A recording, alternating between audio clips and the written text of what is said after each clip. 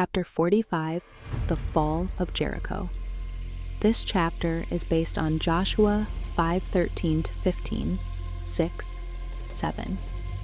The Hebrews had entered Canaan, but they had not subdued it, and to human appearance, the struggle to gain possession of the land must be long and difficult.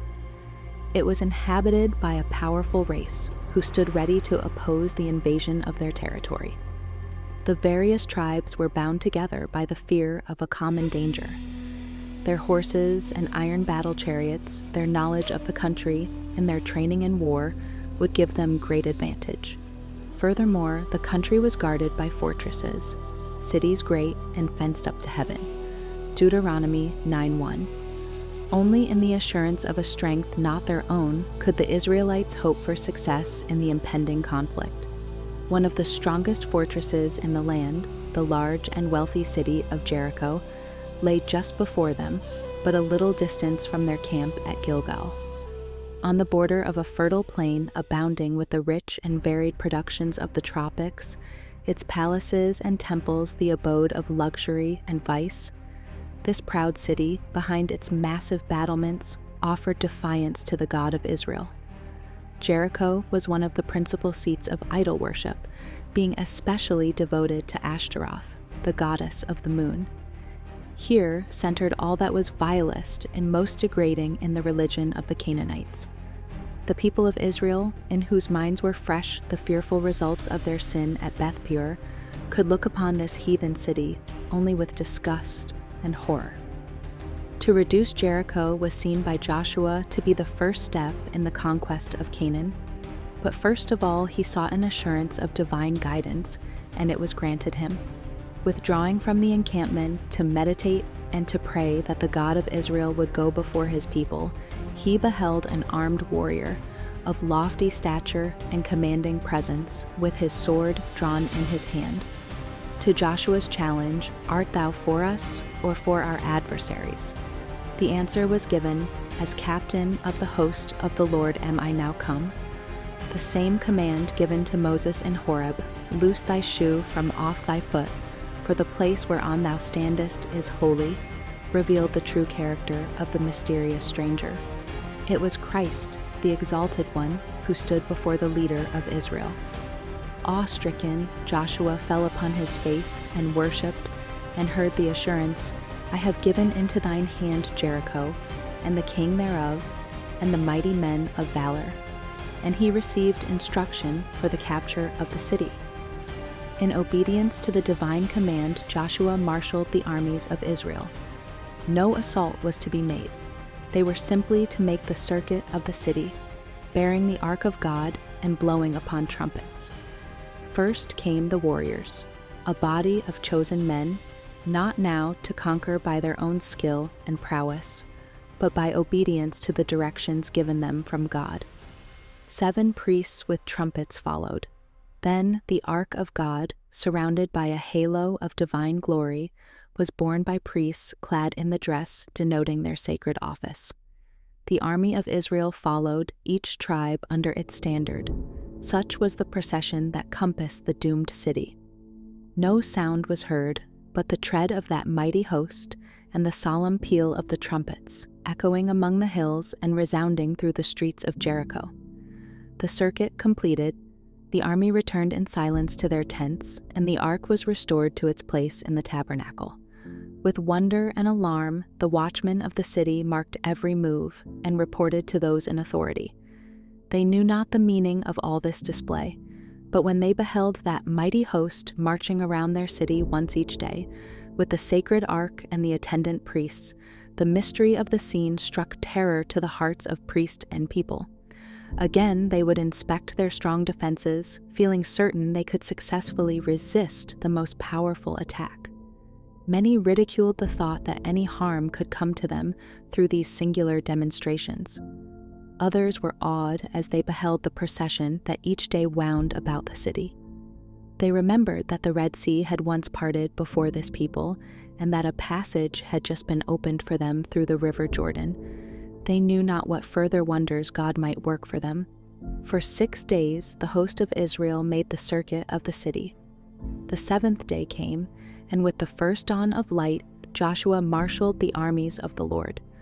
Now they were directed to march 7 times around Jericho, and at a mighty peal from the trumpets to shout with a loud voice, for God had given them the city.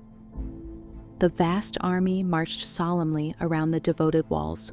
All was silent, save the measured tread of many feet, and the occasional sound of the trumpet, breaking the stillness of the early morning.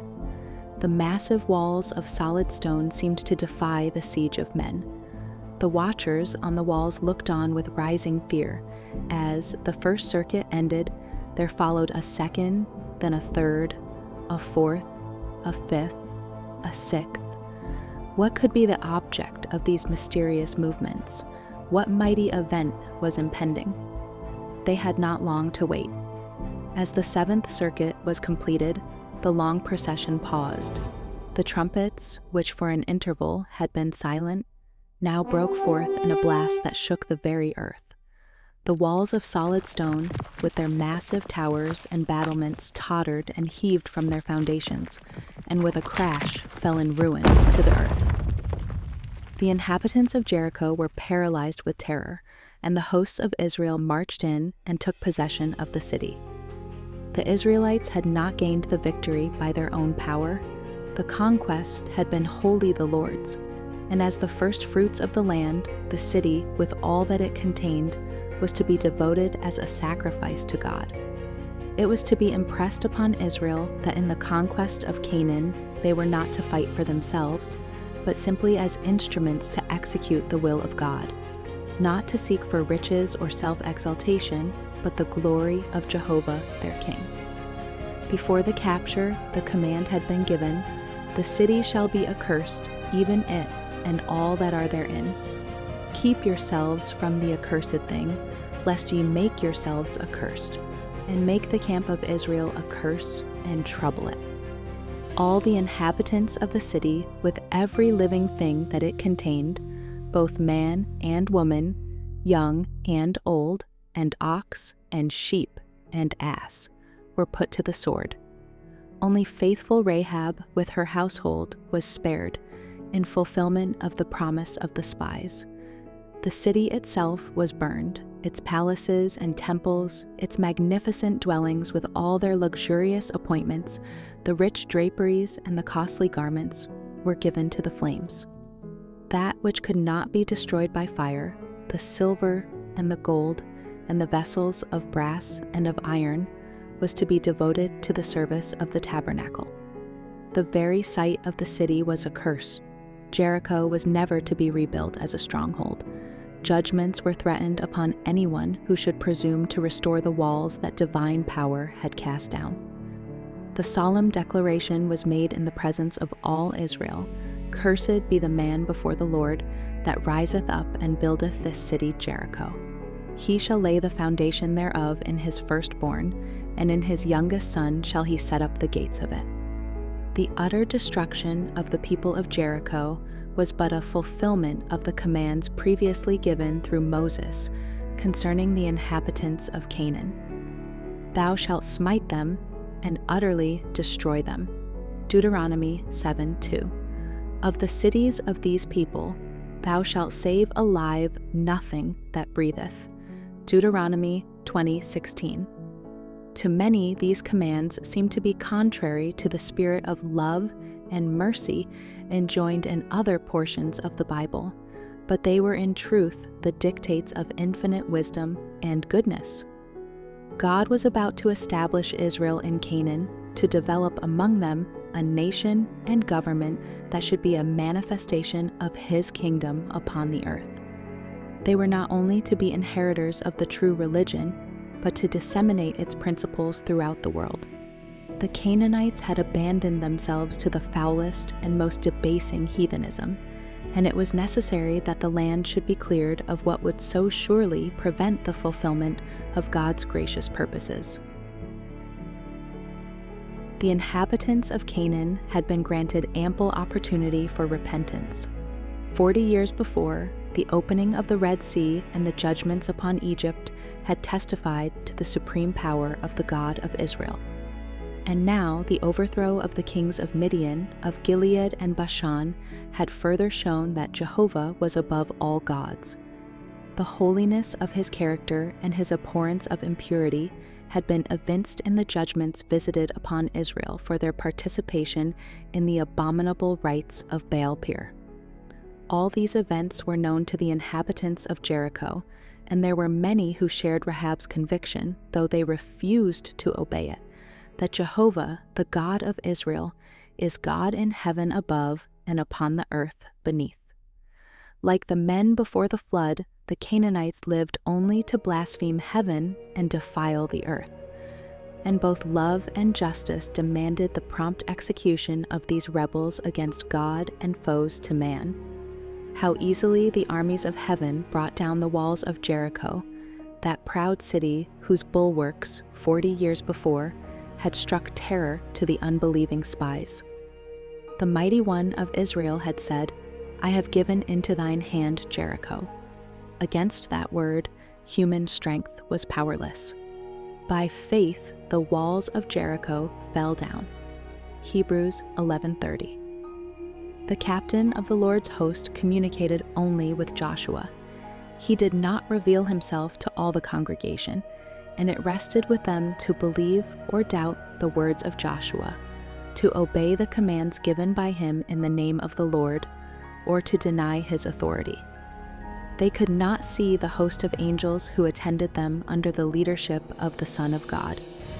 They might have reasoned, what unmeaning movements are these, and how ridiculous the performance of marching daily around the walls of the city, blowing trumpets of ram's horns. This can have no effect upon those towering fortifications. But the very plan of continuing this ceremony through so long a time prior to the final overthrow of the walls afforded opportunity for the development of faith among the Israelites. It was to be impressed upon their minds that their strength was not in the wisdom of man, nor in his might, but only in the God of their salvation. They were thus to become accustomed to relying wholly upon their divine leader. God will do great things for those who trust in him. The reason why his professed people have no greater strength is that they trust so much to their own wisdom and do not give the Lord an opportunity to reveal his power in their behalf. He will help his believing children in every emergency if they will place their entire confidence in him and faithfully obey him. Soon after the fall of Jericho, Joshua determined to attack Ai, a small town among the ravines a few miles to the west of the Jordan Valley. Spies sent to this place brought back the report that the inhabitants were but few, and that only a small force would be needed to overthrow it. The great victory that God had gained for them had made the Israelites self-confident. Because he had promised them the land of Canaan, they felt secure and failed to realize that divine help alone could give them success. Even Joshua laid his plans for the conquest of Ai without seeking counsel from God. The Israelites had begun to exalt their own strength and to look with contempt upon their foes. An easy victory was expected, and 3,000 men were thought sufficient to take the place. These rushed to the attack without the assurance that God would be with them. They advanced nearly to the gate of the city, only to encounter the most determined resistance. Panic-stricken at the numbers and thorough preparation of their enemies, they fled in confusion down the steep descent. The Canaanites were in hot pursuit. They chased them from before the gate and smote them in the going down. Though the loss was small as to numbers, but 36 men being slain, the defeat was disheartening to the whole congregation. The hearts of the people melted and became as water. This was the first time they had met the Canaanites in actual battle, and if put to flight before the defenders of this little town, what would be the result in the greater conflicts before them? Joshua looked upon their ill success as an expression of God's displeasure, and in distress and apprehension, he rent his clothes and fell to the earth upon his face before the ark of the Lord until the eventide, he and the elders of Israel, and put dust upon their heads. "Alas, O Lord God," he cried, Wherefore hast thou at all brought this people over Jordan to deliver us into the hand of the Amorites, to destroy us? O Lord, what shall I say when Israel turneth their backs before their enemies? For the Canaanites and all the inhabitants of the land shall hear of it, and shall environ us round, and cut off our name from the earth. And what wilt thou do unto thy great name? The answer from Jehovah was, Get thee up, wherefore liest thou thus upon thy face? Israel hath transgressed my covenant which I commanded them. It was a time for prompt and decided action, and not for despair and lamentation. There was secret sin in the camp, and it must be searched out and put away before the presence and blessing of the Lord could be with his people. Neither will I be with you any more, except ye destroy the accursed from among you. God's command had been disregarded by one of those appointed to execute his judgments, and the nation was held accountable for the guilt of the transgressor. They have even taken of the accursed thing, and have also stolen and dissembled also. Instruction was given to Joshua for the discovery and punishment of the criminal. The lot was to be employed for the detection of the guilty. The sinner was not directly pointed out, the matter being left in doubt for a time, that the people might feel their responsibility for the sins existing among them, and thus be led to searching of heart and humiliation before God. Early in the morning, Joshua gathered the people together by their tribes, and the solemn and impressive ceremony began. Step by step, the investigation went on.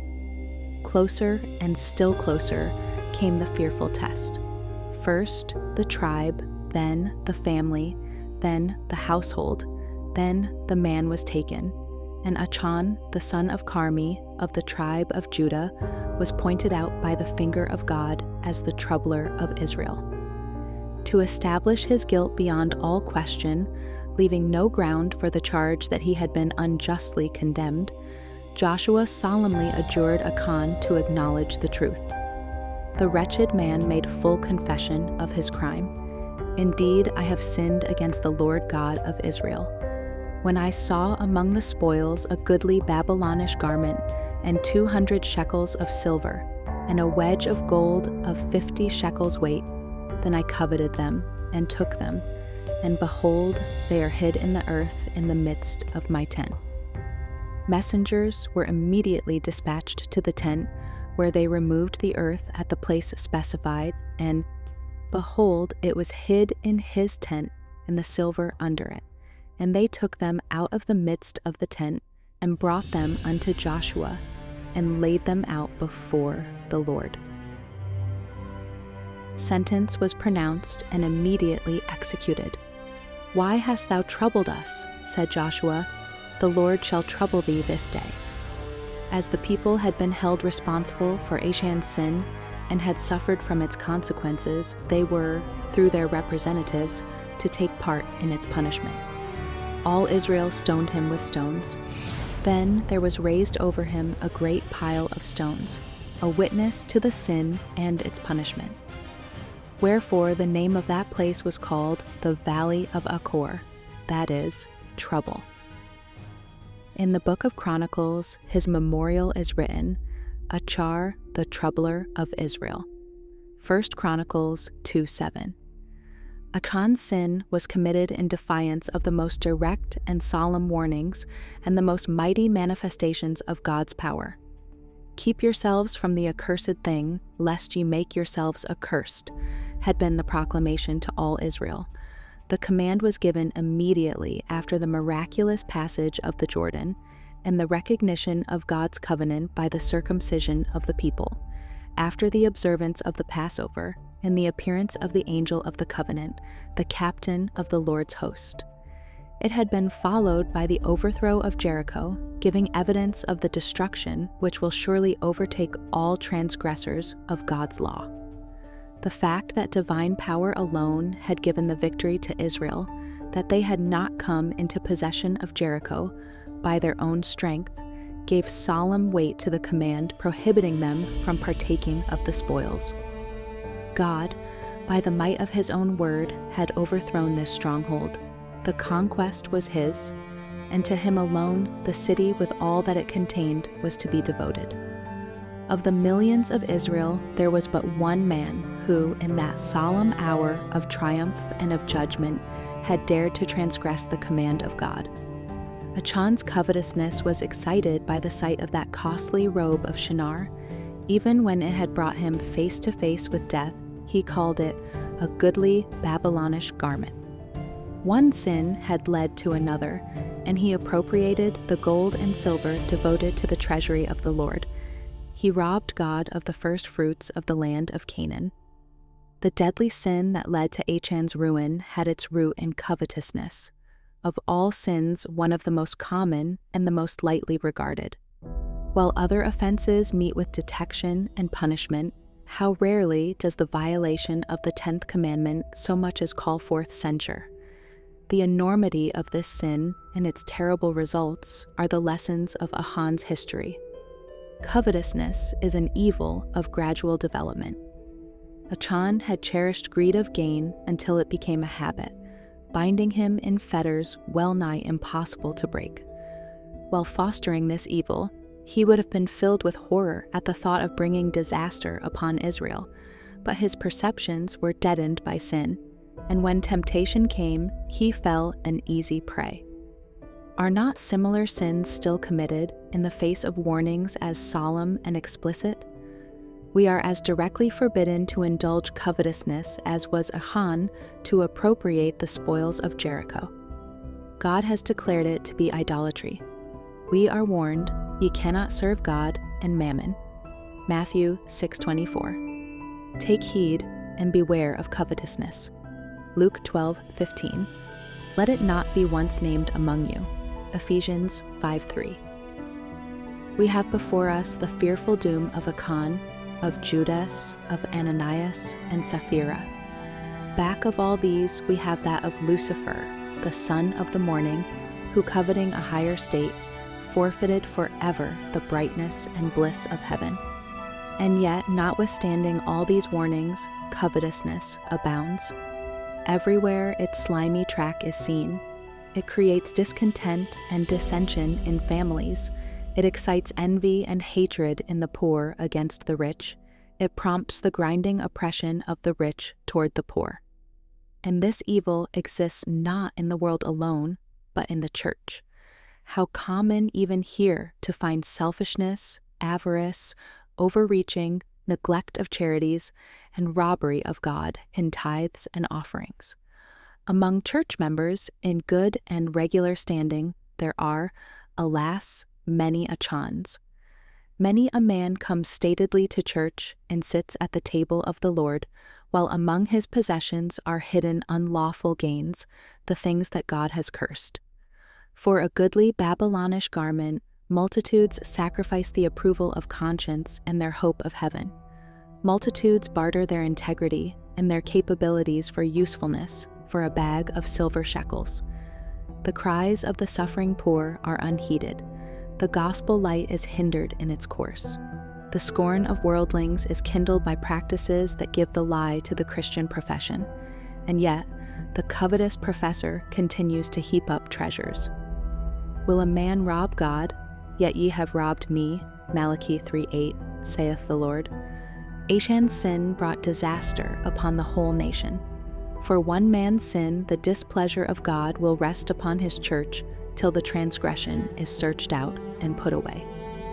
The influence most to be feared by the church is not that of open opposers, infidels, and blasphemers, but of inconsistent professors of Christ. These are the ones that keep back the blessing of the God of Israel and bring weakness upon his people.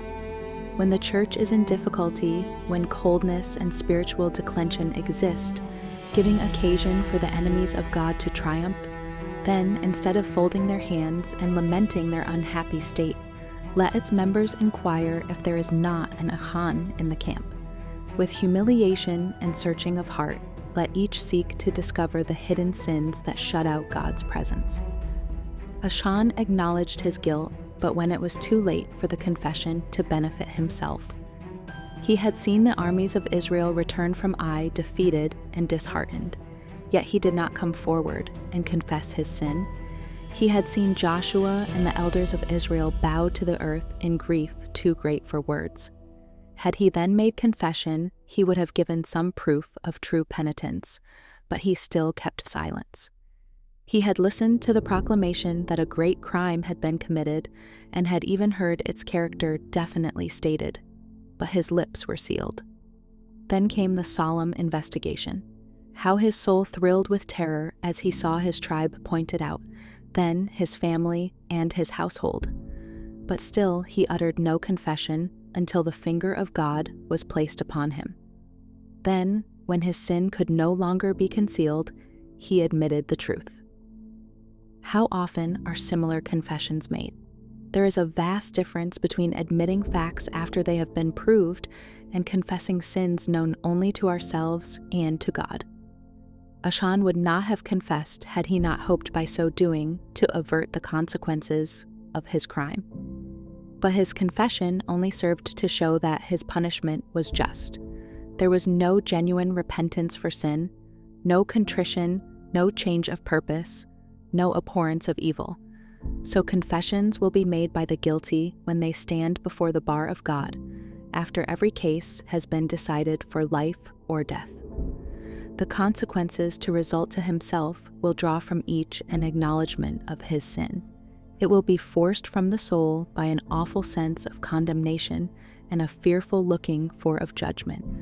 But such confessions cannot save the sinner. So long as they can conceal their transgressions from their fellow men, many, like Achan, feel secure and flatter themselves that God will not be strict to mark iniquity.